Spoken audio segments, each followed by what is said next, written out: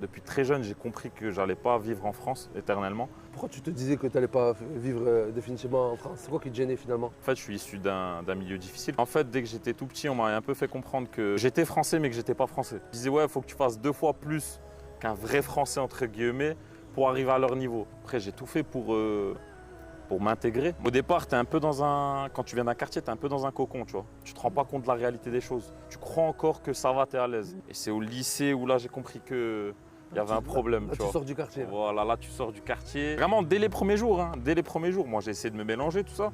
Mais dès les premiers jours, on m'a dit, écoute, on me faisait comprendre, hein, c'est nous et vous. Plus ces années, elles passaient, tu vois, plus ce sentiment, il se renforçait, tu vois, ce sentiment d'exclusion, tu vois. Et moi, je dis, mais en fait, au bout d'un moment, je me suis dit, tu sais quoi, ça sert à rien d'essayer d'être comme eux, ça sert à rien d'essayer de te mélanger avec eux. Il y avait 2 possibilités. Soit je subis, soit je deviens fort. Et moi, je décide d'être le plus fort, tu vois. Je décide d'être le meilleur dans le travail, je décide d'être le meilleur dans les cours, mais pas par rapport à eux, hein, pas pour leur prouver que je mérite d'être là. Hein. C'était pour moi-même. Et c'était même pas ça, c'était pour dire que je suis plus fort que vous. C'était ça, tu vois, c'était ça l'état d'esprit. Encore aujourd'hui, je l'ai, tu vois.